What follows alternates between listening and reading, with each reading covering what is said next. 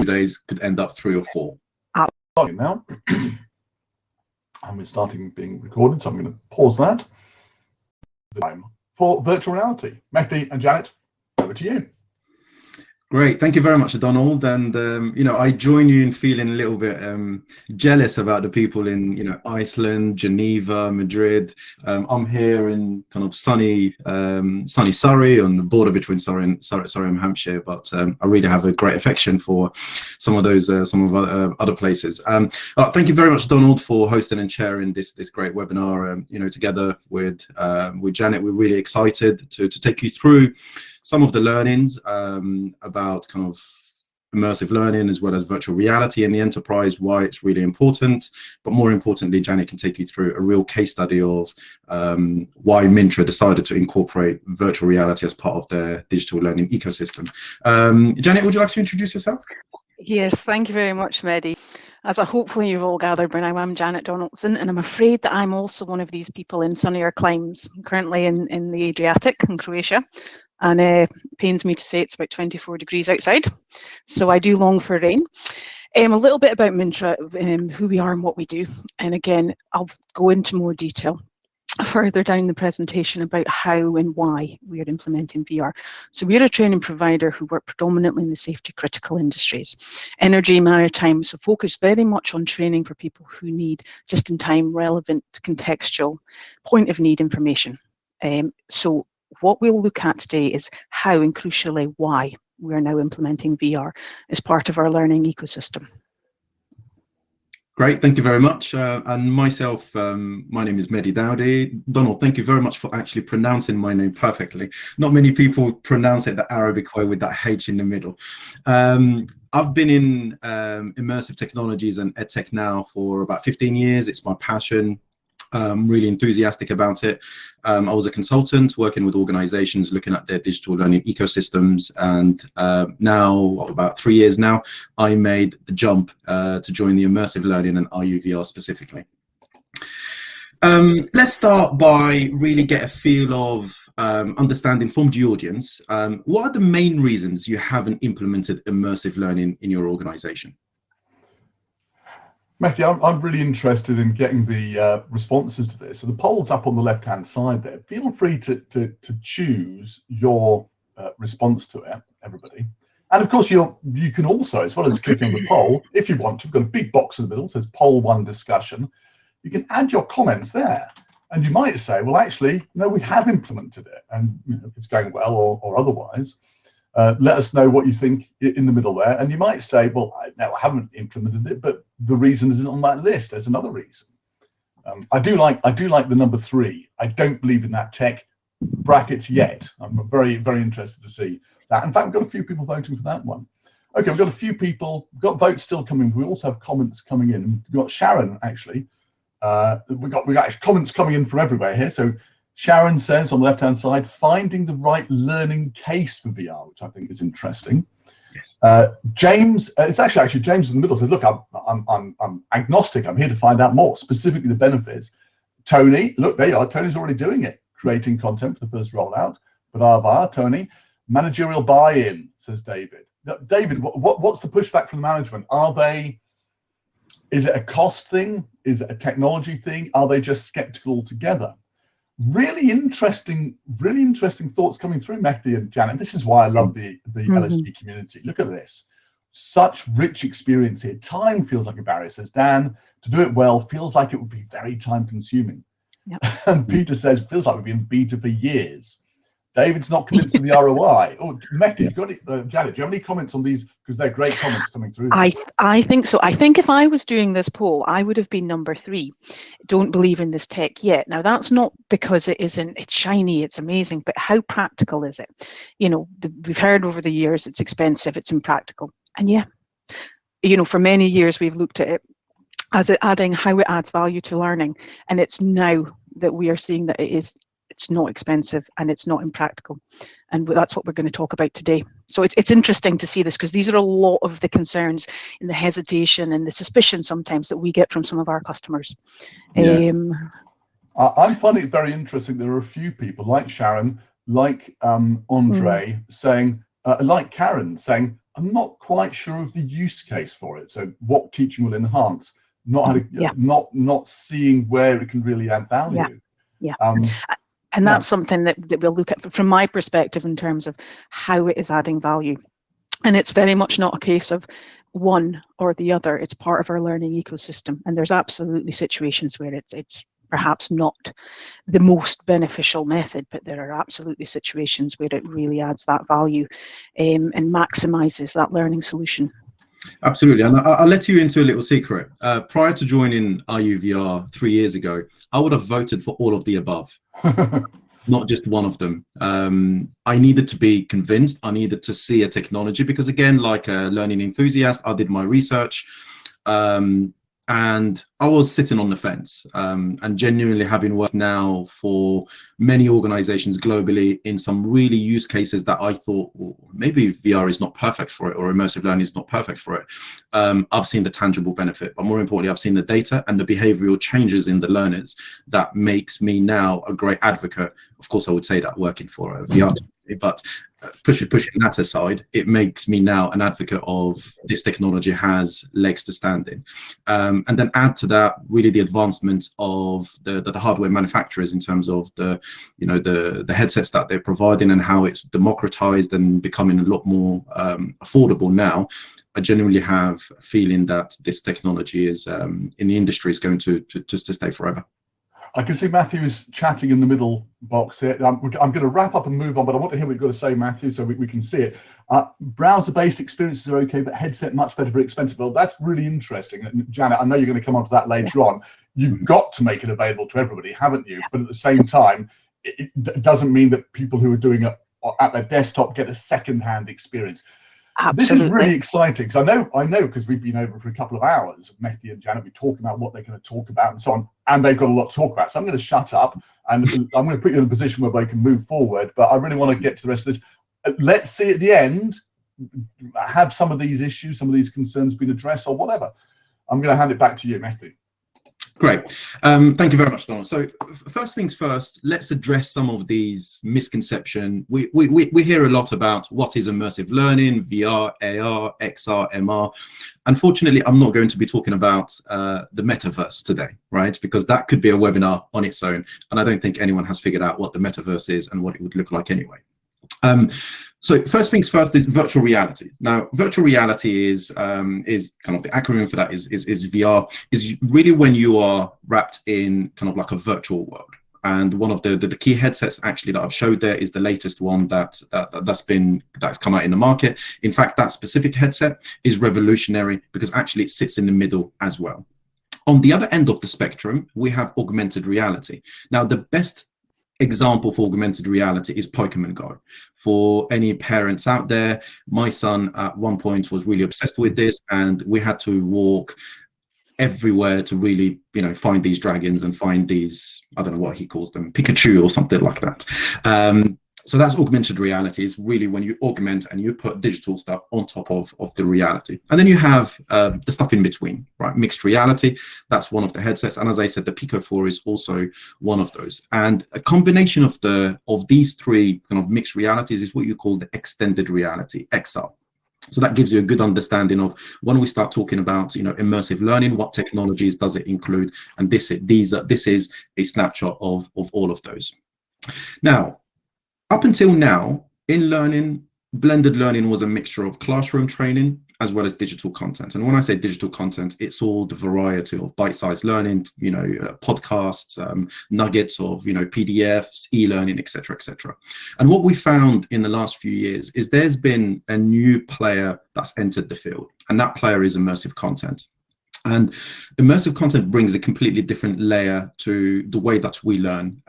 It doesn't compete with classroom or digital learning. It really kind of complement it. And the reason why it complements it is because immersive learning provides us with some benefits that traditional learning doesn't. So things like improved learning through doing and not just watching. It's a distraction-free environment, right? There is space to practice until the behavior of the learner is changed. Also, it provides learners with personalized, user-centered type of learning. It's measurable, but more importantly, it's really fun. I'll give you a little story. my son was never interested in what I did. When I told him I'm in learning and development, he said, "What are you teaching kids?" I said, "No, it's learning and development for, you know, adults like me in the enterprise that need to learn." And he thought learning finished when he finishes uni. Well, welcome to the real world, son. 3 years ago, I come from work with a bunch of headsets, and then he looks at me and he said, "What have you got in that bag?" And I said, "Oh, headsets." And he looks at me and he's like, what are you doing with those headsets?" "I work for a VR company." And since then, I've been the most popular dad within his friend and also within kind of his football team, because everyone wants to come around, everyone wants to try these VR headsets and see what we do with them. So learning doesn't need to be just boring, mundane. It can be fun. And as I said at the start, with, you know, headsets being more affordable now and cheaper, and a lot of people are buying, you know, headsets as part of their devices, learning can leave the workplace and then carry on in at home as well. It provides that emotional connection and increased motivation, and as I said, you know, you become a lot more popular at home. For the organization, it means that there is an ROI, there is data that people can benefit from that can really enhance some of the processes as well, beyond just learning. And VR help really learners. This is a mixture of researches and studies done by PwC, Accenture and Oculus, as well as ourselves. And research have shown that it increased content retention by up to 90%, because people are likely to, you know, to practice in that safe environment until they really understand, or they really changes their behavior for that skills or knowledge.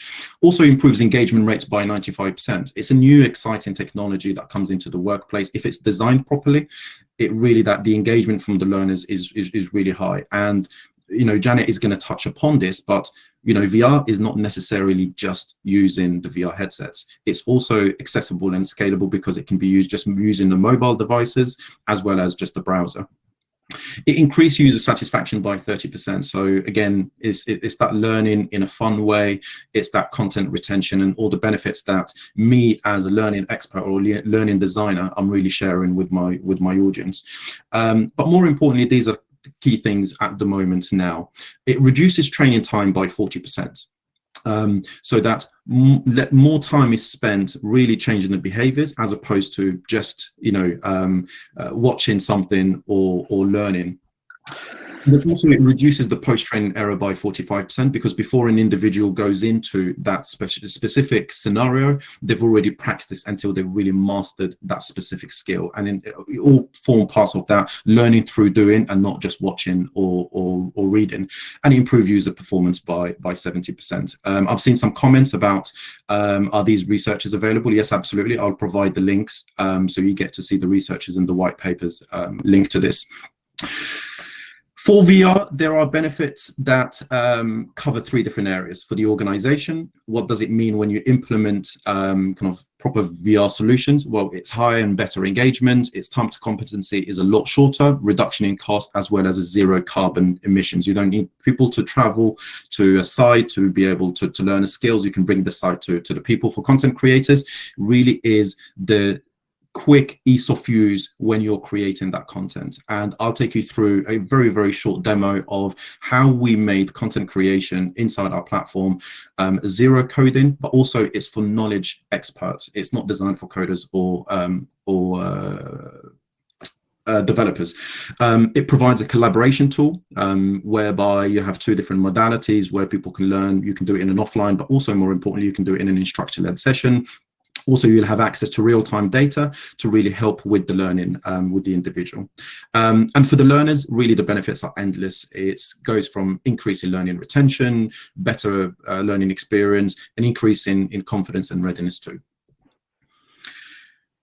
The market is, you know, forecasted to grow exponentially over the next few years. And as I said, it's through 2 main areas. It's software and hardware. Software, now there are more tools that are available that makes creating content really more affordable. It's not expensive, but also you don't really need to be coders and developers to create that content. And from the hardware, organizations now like the Pico, HTC, Oculus, they're making these headsets more affordable, lighter, easier to use, but more importantly, also for the enterprise, because let's not forget VR comes from gaming.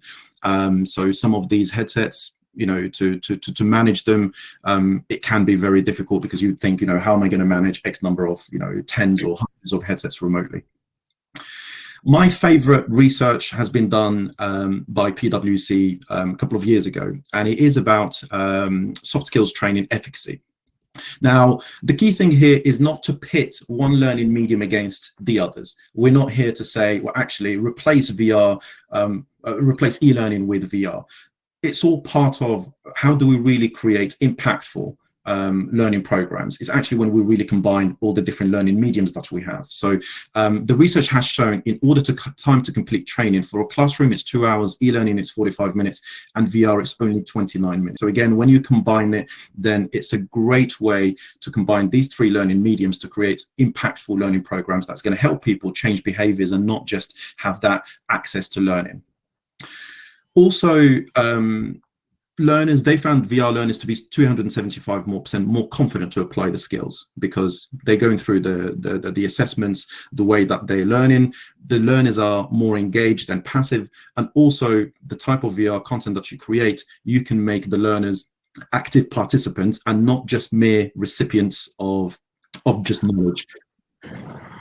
And also, they're 4 times more emotionally connected and more focused than their e-learning peers, because there is no way to hide, right? The data that you collect on the back of a VR module, you can see hotspots, you can see where people are focusing on, you can see, you know, the performance, the attention, as well as the sentiment of that, which leads to, you know, if you're really clever about collecting data, you can have predictive analytics in terms of behavior. So based on, for example, how a certain individual is connecting with content, I can predict this is the outcome that they're going to have, which will help with processes later on. And again, this is part of the same research, which highlights how VR learners were different from other traditional training methods.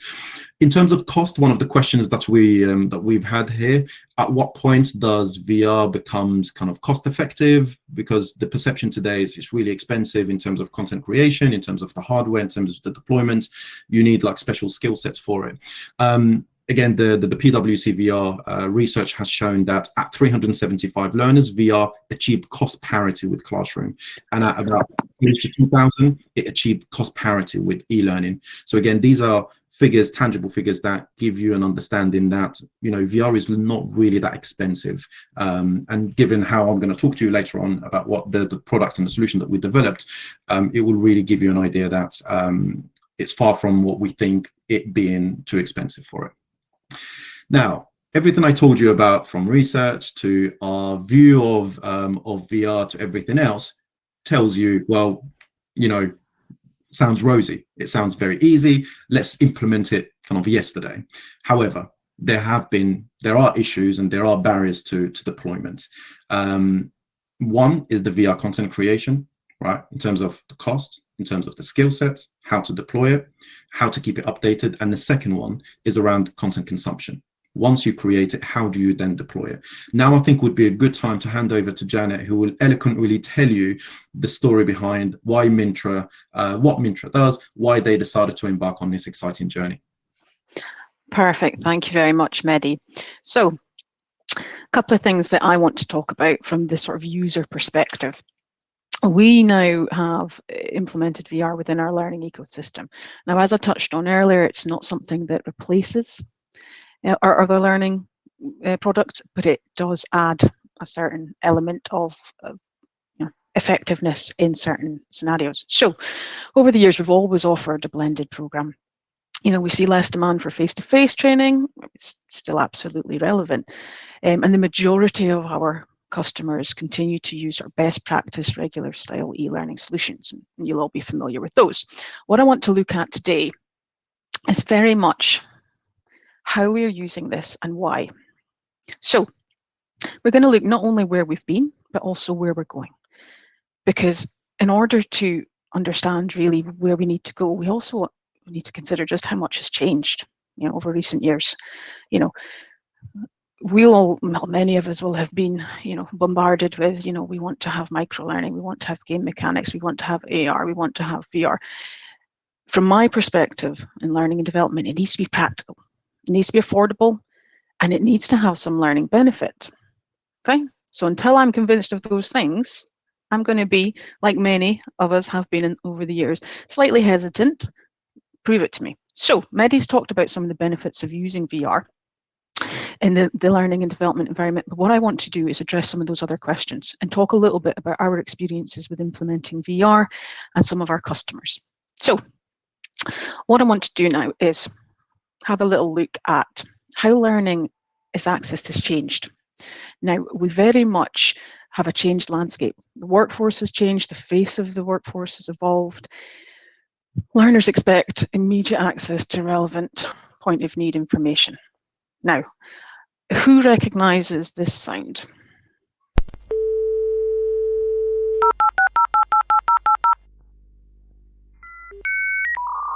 I'm going to have to move on because it hurts my ears.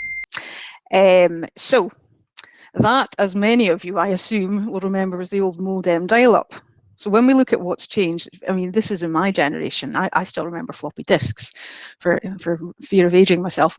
But what's changed? I mean, over recent years, internet speeds have quadrupled, mobile usage has far surpassed desktop. The spray and pray approach. We'll throw as much as we can at them. Hopefully, some of it sticks. Cross our fingers. So we know where we've been, but where are we going, and how does VR fit into that? And a question that Mehdi touched on earlier, and I can see in the chat some of you are also saying, does it? Okay, that's what we're going to spend a little bit of time today looking at. So, when we look at some of the macro themes in learning and development, we can see a number of areas. The workforce is changing, right? Learning styles have evolved. Learners need micro-learning, point of need, flexible, adaptive. They're very much taking ownership over their learning journey. And as training providers, we also need to think about learning solutions differently. What does that look like? Technology's changed, accessibility has changed. Learners require increased learning and development opportunities. They want more and they deserve more. So if we combine that with how learning is best delivered to those learners. Remember, we've got Gen Z truly embedded in the workforce, Generation Alpha, that was news to me over the recent months. Generation Alpha won't be far behind. These are people who've only ever known mobile usage. They expect information at point of need and a high level of quality. It's very different learning styles. So when we consider what they want, what they expect, we're looking at increased value, flexible provision, emphasis on feedback, technology, and how that technology can be used, incorporated into learning solutions. Can it? Can it be done anywhere? Okay, let's see. Now, when we've got some learning models in the knowledge economy, we'll look at various things. Within Mintra, we're traditionally 3 buckets of training, whether it's classroom, online, VR. We're looking at training that is designed to raise awareness and share information. Second, build skills and knowledge. We can ask ourselves in this situation, does it require practice, or are we teaching a skill?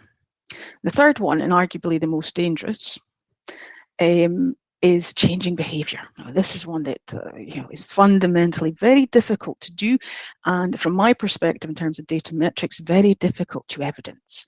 Now, I can perhaps be confident that Mehdi did a confined space entry course, and he went onto a vessel and he carried out confined space entry work, for example, and he did that safely. Now, we could make the assumption that the content that Mehdi had consumed aided that change in behavior. Could be that his co-worker stepped in, or that he was lucky.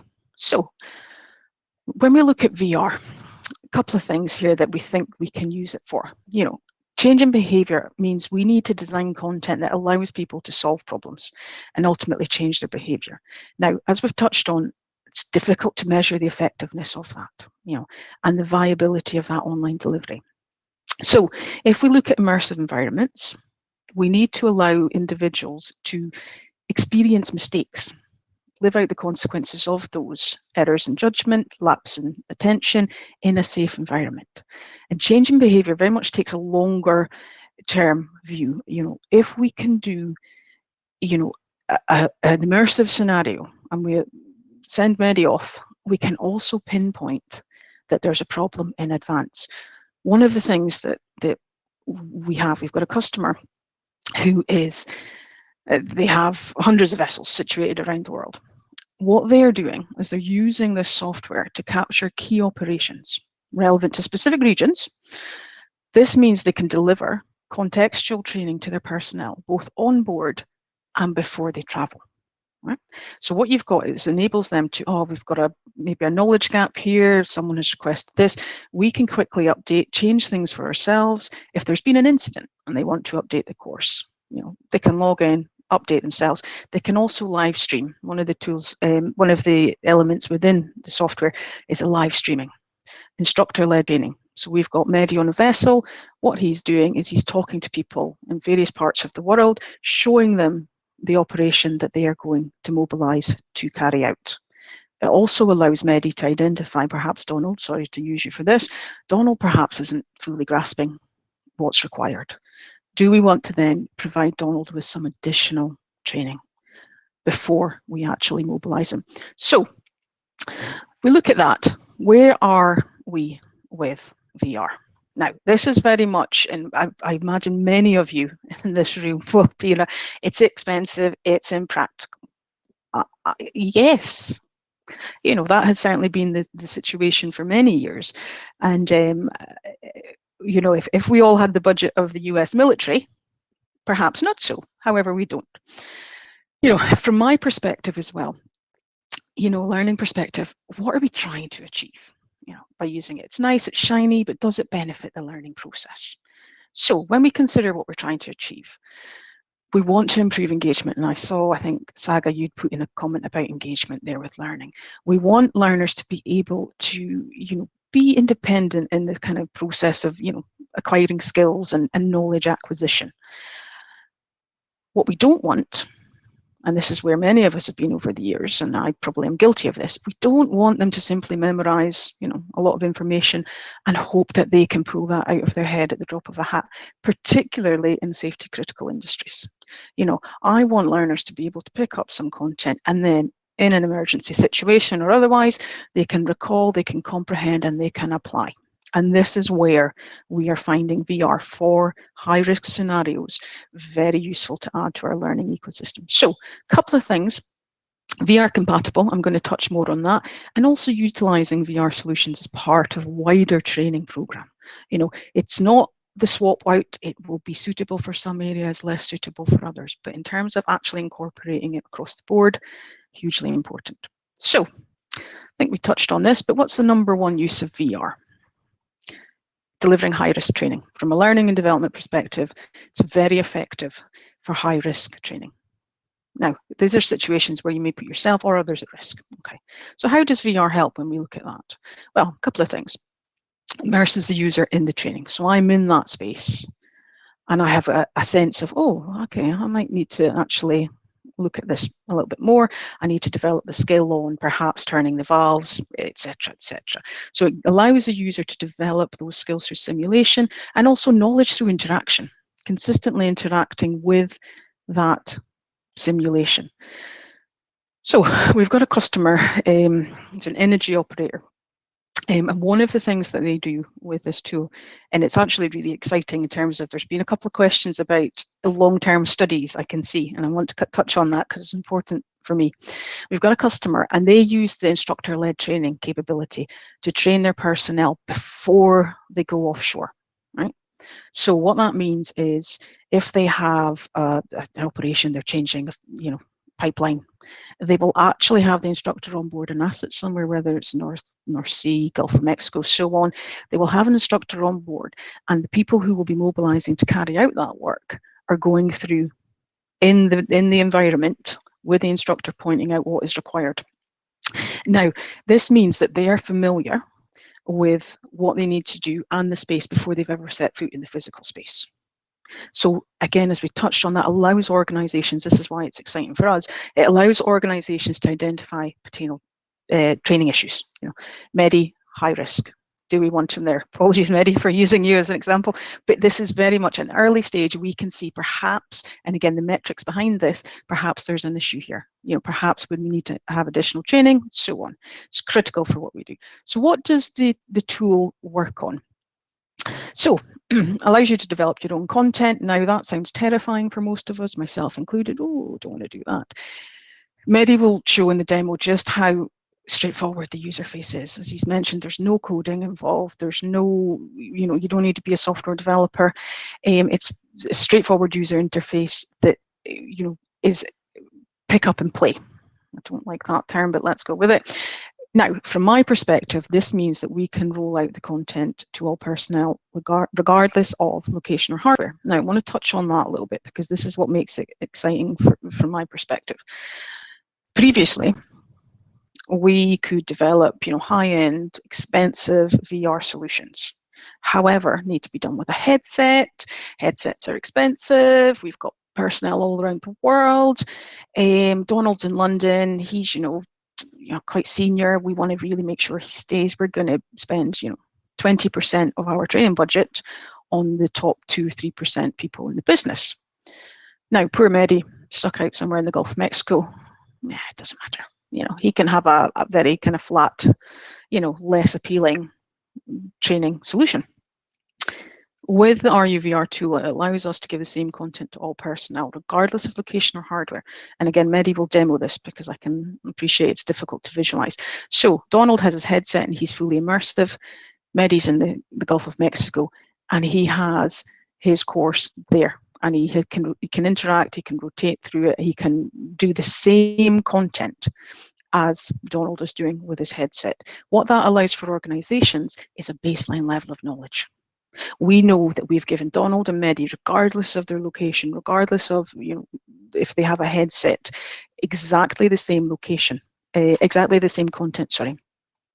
It can live stream, as we've touched on. We maybe use this in-house ourselves. If we're doing, meetings, team talks around the world, different offices around the world, we use this. It's interesting. It's fun to use. So again, we can live stream that training. If you're on board a vessel, if you're in an office in London and you've got people in New York, you can live stream that. It's very straightforward. So just to summarize a little bit, why is this exciting? Scalable. Can be used in a variety of different formats as part of a wider learning ecosystem. Right? We allow individuals to have the same baseline content, and that is critical for me. I want to avoid the situations I've put here, haves and have not. That's no place in learning and development. Everyone deserves and demands, rightly so, the same level of provision. So I like the tool, I must commit. It's got a lot of potential. One of the things before I just wind up and hand back to Mehdi to take you through the software a little bit is one of the things about engagement. This is very much something that we are looking at because I want to evidence, as the months and years go by, that the VR solutions are as impactful, if not more so, at learning retention than perhaps a face-to-face course or an e-learning course. Now, what we're doing within Mintra to try and gather that data is we have personnel doing, a standard confined space entry course, personnel doing a VR confined space entry course. Now, in 6 months, once individuals have completed each, they're given a spaced refresher. Now, that spaced refresher is based on the content they did 6 months ago, whether the VR or the flat. What that allows us to build up and demonstrate is how much knowledge has Mehdi retained from 6 months ago from doing the VR solution. How much knowledge has Donald retained? He did the flat solution. Now, over time, we need to build that data up, but it'll be hugely valuable, not just for us, but also organizations, be able to evidence its benefit, and also to pinpoint problems. This is a consistent problem we see, or, people consistently with the data metrics behind the scenes consistently struggle with this particular area. So it's got a huge amount of value in terms of its scope going forward. So to quickly summarize, again, remember, learners want to know what's its benefit. Why am I having to do this course on anti-corruption and bribery? We represent a global workforce. That workforce is changing. We're also seeing far more workforce movement than we ever have. People aren't afraid, rightly so, to up and leave and move on to the next thing. So that means we need to provide learning that's engaging, again, linked to the context, accessible, small in scale. Now, small in scale here, from my perspective, covers 2 areas: limited attention spans, guilty, and also limited training time. Time is arguably the most valuable requirement for successful learning, and yet I think it's less than 5% of the workday is given over to training, and some probably a lot less. Now, so they demand, we know this, they want relevant, point of need, just-in-time information at the touch of the button. And again, to circle back, it's not the future, which I think there's still a lot of perception about that. It's now.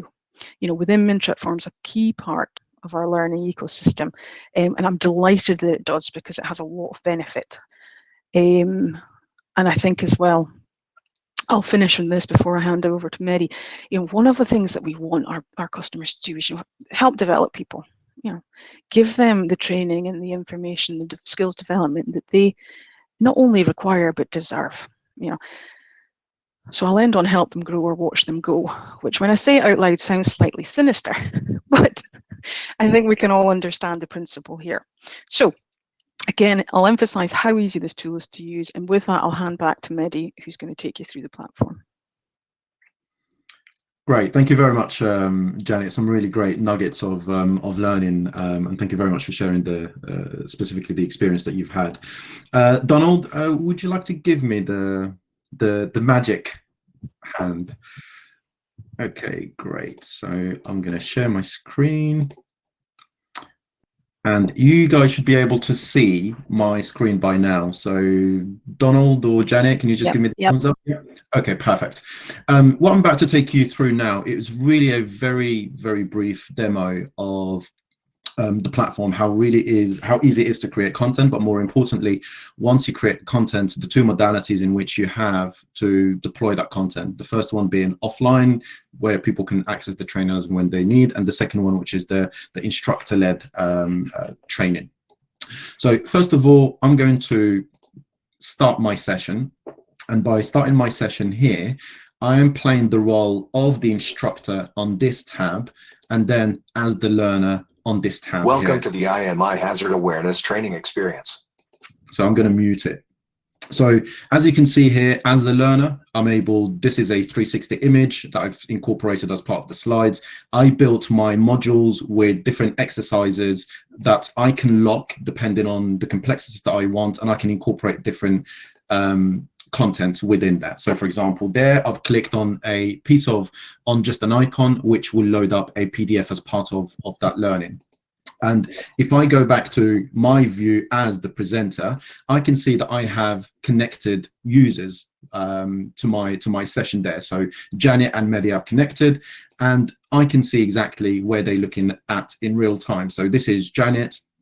So again, when I talk about the access to data, access to analytics, with immersive learning and specifically here VR, and with our tool, I can track their progress in real time, and I can engage with them in different ways too.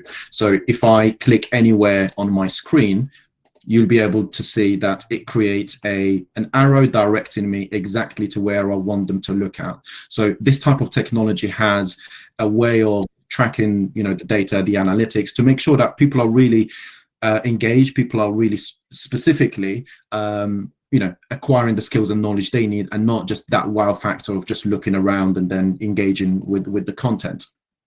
So again, as you can see here, when I clicked on that PDF, it opened it. So you can really incorporate different types of content within your within the training content that you create. And again, I can see Janet is moving around and is watching and reading about the signs. I can take Janet to different modules within warehouse areas may have hazardous operations such as material movements, cutting machinery, and powered access equipment. You must obey the displayed signage and do not enter if you are not authorized to. I can engage with the content. So if I click on the man, it will take me specifically to. You have completed exercise 1. Please proceed to exercise 2. And I can carry on exactly with the same learning, exactly in a way to really take people through that content. So the learning can be done in 2 different ways. You can have a personalized learning experience, whereby because you need to interact with objects, you need to answer polls, assessments. Some people will be on different slides than others. A good example here, you can see Mehdi is still on this exercise, whereas Janet has progressed to the other one. So I have access to that data that really helps me help people that I think they are maybe not acquiring the skills and knowledge they need, in order for me to be able to assist them and help them Perfect. with their You learning. have completed exercises 1 and And then as you can see here, I can, I'm going to go to the last slide where there will be some polls and assessments that I'll need to answer, and then the learners will have access to those answers in real time. So this is what I showed you now. It's just like an instructor-led session, and how easy it is to really create that. I will just show you now, if I just exit the presentation, the content creation element to it. I have a media manager, exactly the same as any e-learning authoring tools that you have. You have a media manager where you can store all of your content, be it 2D images, 360-degree images and videos, MP3 files, whatever you want it to be. And you know, to create the presentation, you just exactly the same as if you were using any tool, you are able to make it offline, add audio background. And this is where, you know, the drag and drop really comes to play, and the ease of use, where we created a tool that's really designed for knowledge experts and not for coders and developers. You can have 2 different environments, whether it's a 360 or a 3D one, so you can incorporate CAD models and 3D models too. And then I can start populating it with my content. So again, I'm just going to put some stuff in here, and what I can do is I can start loading it with content. So Gartner recently launched a white paper where they said the future of digital experiences is immersive. So that 2D image, I can resize it, I can put it wherever I want within my slide, and then I can add all of the icons that I want to start creating that learner experience. And I can introduce people to, say, welcome to LSG webinar. And everything that you see here is fully customizable. So if I want to change the colors, the logos, and you know, the font, I can do that. Now the fun starts when you start clicking on in any of these objects to really create the behaviors that you want. So I can program it in a way that if anyone clicks on my my title, I can select from pre-designed subsequent actions.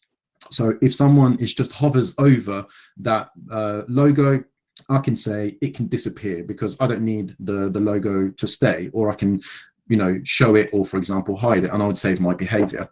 And I can go to any of my other icons and say if someone clicks on that, I can say take them or play a specific piece of media. So that could be a 2D image, and I can save my behavior. And exactly the same for the next one. I can click on the behaviors and I can select from you know, something different. Like if you just hover over it, I want you to you know, go to the next slide, and my next slide could be, you know, another 360, but this time I can select a video instead of I can select a video instead of a 360 image, and then I can add a poll within my slide too. So the polls could be, how would you think of VR? And it could be yes or no, single choice and multiple choice. And the added benefits of that is you can create pathways just with simple ease. So I can say, if I say here yes or just no and maybe not sure, the pathways could be very simple. Again, in the situational awareness or situational examples that Janet has given, you can create a gamified pathway type learning whereby, depending on how an individual interact with objects, grab certain elements and put them in the right place or in the wrong place, can take them down a path. One path could be that you're clear to enter a ship. One could be clear to enter a ship, but there are some learning that you need to take, and it would focus exactly on those pieces of learning. Another part could be you've completely failed and you need to go back to learn a little bit more. So Mehdi, can I maybe just jump in here? I think one of the things that certainly is one of the things we'd looked at is I'm imagining people may be wondering, well, that's great, where do I get the media, the assets, the imagery? How can I, you know, and there's a number of options here. It might be worth just touching on the embedded libraries within there. yeah, absolutely. So first of all, in your media manager, you can import all of your media catalog. that you already have. But also, as part of our platform, we give you access to a media library that has about 500,000 pieces of assets that you can download. So you can search for anything that you want. It will come up with different types of media, whether it's 360 images or videos, and then you can select from that. So not everything that you create needs to be really from content that you have.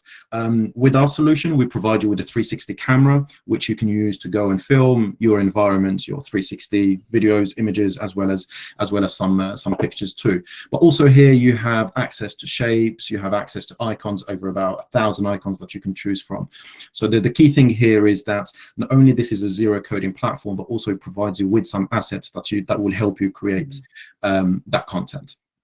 Yeah, absolutely. I think as well, our customers typically either have a lot of media assets themselves, or we, Mintra as a company, have a huge amount of assets, and we can also create those in-house. So it's a little bit of a mix. It can seem slightly overwhelming to I don't have, hundreds of thousands of 360 images or videos or CAD models, but there is already a solution in the tool, which is really, really clever. Yeah, I'm conscious of time, so just before I stop sharing and go back to cover the last couple of slides and then open it up for Q&A, I just want to show you. So all of the content that you really create, this becomes your repository for all of your content.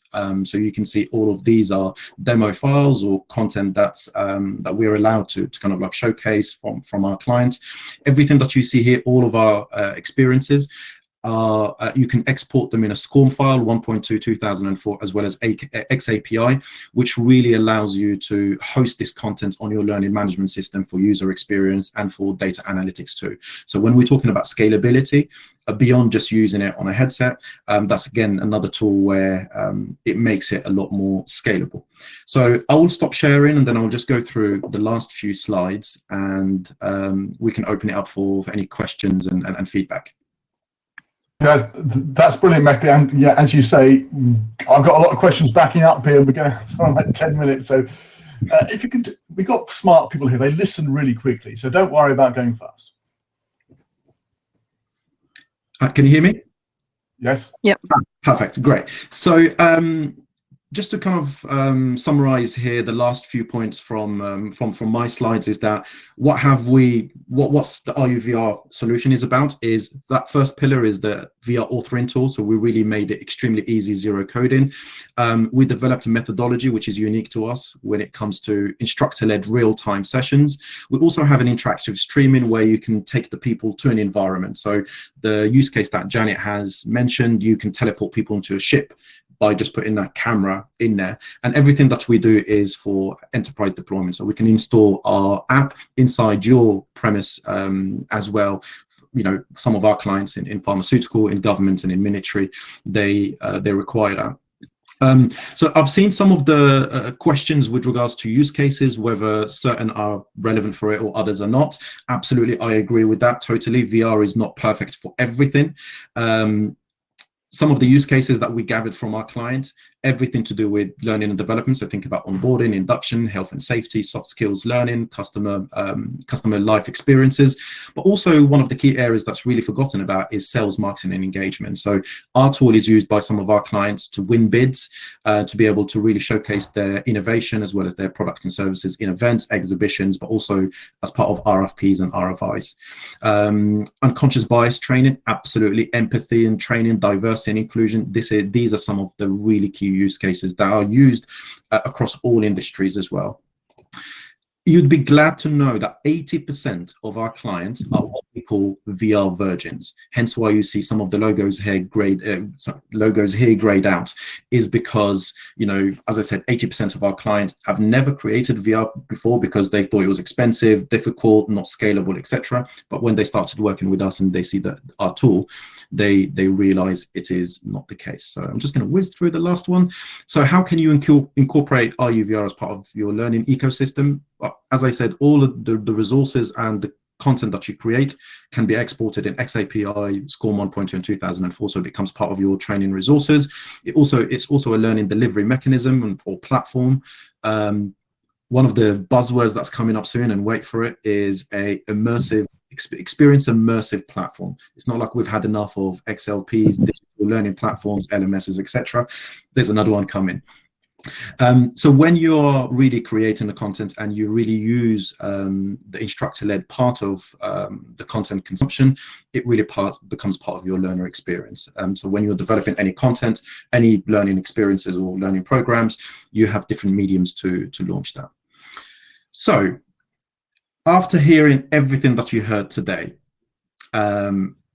with the demo, with Janet's piece, here is a question for you. Do you think virtual reality belongs in learning? It belongs, of course, is a weighted term. It could be belong, or it could be has a place in. Anyway, please drop your thoughts into the poll, and please also, of course, I tell you what, drop some points into the discussion, but we do want to move on as quickly as possible to Q&A. I've got some non-trivial questions to ask, so I want to try and get those covered as much as possible. My big clock is telling me we have 6 minutes left.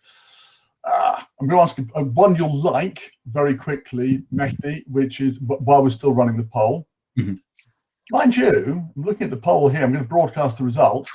So far, 100% of people who've responded to the poll are saying yes, but now the unsure are coming in saying, I'm not sure. All right. Still not sure, says Raj. David saying, yes, we're appropriate. Well, that's fair enough, David. So it's not for everything, but it could be useful for some things. We've got a question about cost. So I think we should just ask that one very quickly.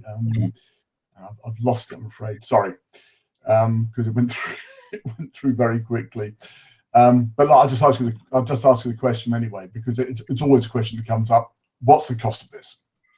Yes, so the cost for an annual license, as well as all the training and empowerment, unlimited number of VR presentation that you create, is 22K, right? And in that 22K, we also include, we will co-create your first module with you. Therefore, right from day one, not only you're trained and empowered on how to create your own content, but you will also have a module that you can deploy straight away to start gathering, learner feedback and, getting that stakeholder engagement that you need. To give you as a comparison, if you were to outsource that content creation to an outside agency or to someone else, it will cost you between 15 to 25K to develop just one module. For 22K, you'll be able to to create as many of these VR modules as you want, but also, as I said, you have that key thing of also one module that's ready to deploy. Mehdi, let's press on. Let's get through the Q&A. Thanks for all the comments, by the way, on that. And I think basically most people are saying yes, it has a place in learning. A couple of people still wanting to be convinced. Mehdi, take us home. Let's get through to that final slide and invite people to come and chat with you next week. Great. Look at this. With RUVR, we've been shortlisted for 3 great awards. So the first one is Best Digital Learning Transformation Program with UCLH, Best Use of Simulation of Virtual Environment for Learning, as well as Most Innovative New Learning Technologies Product, which I would be more than happy if anyone is attending Learning Technologies Autumn Forum. I know you keep correcting me, Donald. Please come by our stand. I'd be more than happy to talk to you about some of the real use cases and ROIs from those 3 specific awards. We'd like to hear more from you as I said, in a non-salesy way. The people that answered, they're not sure, still convince me. I'm more than happy, and I would be glad to carry on our conversation, really understand what the block is. If you want to get in touch with us, I would love to give you a personalized demo, a more in-depth demo of the platform, where you get to see some different use cases in different industries. You have mine and Janet's email addresses in there, and also, as I said, we are exhibiting and running a seminar at the Learning Tech Autumn Forum next week. Super. We've got a few minutes, just a few minutes. We've got a lot of resources there on the left-hand side, and most importantly, book an immersive and personalized demo, which I'm just going to put that one into purple so that you can see it more easily. There you go. That's your call to action. So much going on here. I'm going to jump in very quickly, Mehdi. We're not going to get through all the questions here. So I'm putting you on the spot here. We've got Chloe, our writer, Closest Door Media, has also been attending, has been making notes. Would it be possible for for all the questions we can't answer now, for you to work with today to answer those questions in written form and put them on a blog. So I think it's a valuable thing, and I don't want people to feel they've not got their things answered. James says he's happy to hang around. Yes, I'm sure, and we will hang around for an extra 5 minutes. We'll run past 11 o'clock UK time, but I'm aware that that's not possible for everybody. Okay, so let me jump off straight away with Dan's question, which I think kind of gets to the nub of what a lot of people are concerned about with the cost-benefit analysis of this, which is, we take the point that Janet's example is a great one. If you've got people going to battle, you've got people working in high-risk situations, nuclear, whatever, yes, you can see the cost-benefit analysis. Dan says it would be fantastic to provide, for example, people in retail or hospitality training how to interact with clients and difficult customers without having to learn on the job, which is exactly what happens now. Okay, you have to go through the hell of working with awful customers to work out how to do it, and people have a bad customer experience doing that. So the question, as I understand it, Dan, correct me if I'm wrong with what you're saying, the cost of actors and time to do that with a sort of role-playing way is unrealistic. VR could do a great job here, but you need to scale and for the costs to work. So I guess what I'm asking here is, for widespread behavioral change in non-critical working environments, is there a case whereby the cost can be low enough for it to scale widely and effectively? That's what I'm trying to say. Sure. So the first question the first way to answer Dan's question is we've already done that for Victoria's Secret as part of a customer excellence program, whereby it was just dealing with difficult customers, how to best, what behaviors you need to display, how, in terms of your body language, etc. And what they've done is they've developed something that was very great, very simple, but very impactful, and it was gamified. And to Dan's point about being able to scale, it didn't involve a £1,000 headset for everybody? No, absolutely not. What they rolled it out on iPads. Every single store had a number of iPads anyway, so that's how people went through that experience. But also once they've actually been able to determine that return on investment and expectations, then they rolled out X number of headsets per area, so that for people that've gone through that experience on an iPad, the store will receive 1 or 2 headsets where they can go through the experience using the headsets too. Okay. Was there behavioral impact that you could point to as a result of the training? That's the question everyone's going to ask. Yes, yeah, absolutely. So for Victoria's Secret specifically, after a 6 months period, what they were able to do, they were able to assess everyone that went through that customer excellence program that they've done in immersive and in VR. What they've seen is a reduction in situations or issues by 5%, right? So that was again, after 6 months, they were able to assess it, and they've seen out of those people that trained, I can't remember the exact number of people, they've noticed that there were a reduction of 5% of incident that they had with clients. Okay, and I think for me, that's the core thing that people want to hear. They want to know, can people do it without a headset, and does it have an impact? And is it cost effective? The answer to that is yes for all those, yeah?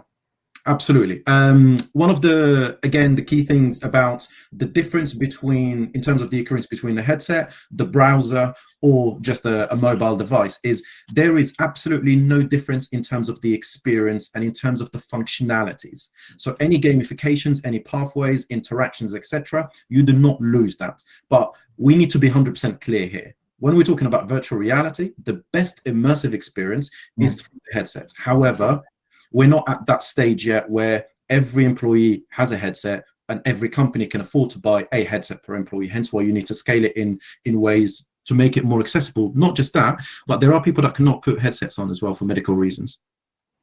Of course. And as Janet wisely said earlier, we can't have haves and have-nots in learning and development. And I talk about this all the time at Learning Technologies Conference. We have to make sure, for example, that we don't rely on people having a handset that they can use in a session, because not everybody's got a handset. Nobody wants to pay for data. Not everybody can use a handset comfortably. We have to be inclusive. So thank you for that. Look, Dan, I hope that answers your question. In fact, Dan says yes, very neat. Ed Leader says, who joined us from Rome, where of course it's sunny, says, Thank you so much. It feels less scary to approach VR. That's great.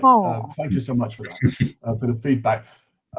Steinun was asking, for those who don't want to use a headset, can they use the screen for training? I think the answer we've got from that is yes, it can. Miguel says, Miguel and James are both asking the same sort of thing. Do you have a demo or training site for how to work with the program and what it can do? So Absolutely. I think that's, okay, if you do, Mehdi, could you just drop a URL into the chat? Yep. Okay. We've got all these questions backed up, which are so good because we've got a smart. James says I'd like to get hands-on, and I think that's a real thing. I think for a lot of people, there's the sense that I'm here. I know that VR can do this stuff, but how do I get from here to there? And for everyone, it's different. But for a lot of people, it's I'd like to just get my hands on and try it and see can I do something. So if you can do something. What we'll do is we'll make sure if you can get the link through to Chloe, we'll do a follow-up afterwards. We'll get a blog up with all sorts of stuff around it and then follow through. On this topic as well, with all of our clients, we developed a 5-point simple strategy for people to really deploy VR, right? So the first one is around, strategy, the pilot. What is the most fit for purpose use case for it? VR is not fit for purpose for everything. So we help them to really look at their learning curriculum and help them identify which one is the first. So that's the first one. Second one is around the storyboarding. So again, we provide them with templates and ideas on how to best storyboard to create VR experience. The production, we empower them on how to do that. Then we help them with the build and iterate, how to really get the best out of that using that zero coding, and then the deployment, right? When you're going to deploy it, you're going to deploy it in different kind of modalities, whether it's going to be via headset, browser, mobile devices, via your LMS. How do you then deploy it at scale, gather feedback, iterate, and then how do you catch the important data, which we cover in 5 areas. One is the usage. How many people go through that? Second one is around performance, right?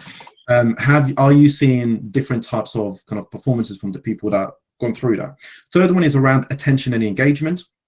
Fourth is the sentiment, and the fifth is the predictive analytics. Based on this process that we're training people through, we've noticed that 80 people are passing, right? So does that gives us any data to look at, our processes and iterate if need be?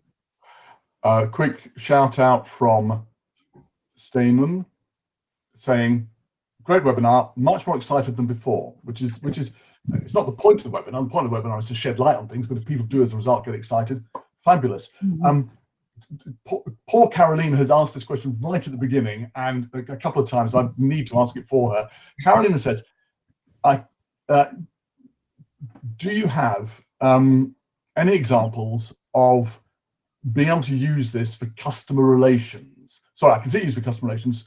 Still wondering if that's what would work for my case. So Carolina was asking about changing, correct me if I'm wrong, Carolina, doing behavioral skills change in soft skills. So this is the question. Is it possible to change people's, as well as the hard skills training? Do you see any cases of VR for learning business skills / business acumen, and related to that, cognitive skills such as problem solving or decision making in business situations? This is probably going to be our last question, but it's a key question. Yes. And is this an area where VR can be used, or is that outside the remit? Are there other things we should do? No, absolutely. It's part of simulations, and the added benefit of VR in this specific use case is that you can create ways where you can put people under pressure to make decisions, right? By putting, for example, timers against exercises and decisions that they need to make, right? And then based on how they fare, you can program it in a way that would lead to a path that they would follow. So absolutely, that's a great example. Where VR can be used for these use cases. Yeah, I think just if I can just interject there as well, Mehdi, we have a cognitive psychology tool called Safe Metrics, and what that does is it purposely pinpoints, Carolina, the soft skills. So we're looking at assertiveness, resourcefulness, and it's based on some kind of psychological parameters. Excuse my limited knowledge of psychology. What it allows our customers to do is to pinpoint perhaps if Mehdi is limited in assertiveness and identify additional training. So we can actually use that matrix build up for, as you're saying, the soft skills. We know that perhaps Donald is needs to be more resourceful. Mehdi lacks assertiveness. So it's again, it's part of a wider ecosystem. How we can use that to really kind of cement soft skills and the data behind that. Thank you, Janet. I appreciate that. There's a lot more we could say about that. I think there are things you can really do really well with business skills and business acumen with VR, and there may be some points where you're thinking, well, actually, a straightforward, I don't know, spreadsheet simulation might be a better way of teaching it than spending the time and effort doing a big VR. Yeah. So I think it's a question of drilling down on that. I want to raise a point as we wrap up that Jim Potts, formerly of the British Armed Forces, raised. He said the Royal Navy found out the hard way that immersive training on operating and maintaining equipment did require more subsequent training in the real world than they'd expected. So it wasn't enough to learn it in a VR environment. Mm-hmm. The problem was that learners performed poorly in noisy, moving, space-constrained environment, and they need more supervised experience of reality before being safe and effective. So it makes the point that even in high-risk situations, you've got to design the training right, and it might be that sometimes it's enough and sometimes it won't be enough. Sometimes you will need additional space. I remember the British Army a long time ago, VR being used to prep people for tank driving, for example. They found, well, it reduced the amount of time that you needed for tank driving, but it didn't mean you could go straight from the VR headset in behind the wheel of a tank. Absolutely. And I think that's the point, certainly, that we would push, is that it's part of a wider ecosystem. Yeah. There's, particularly for high risk, we wouldn't say that, you could do a VR simulation and then be, perhaps safe to drive a tank. It's looking at how it can add and benefit.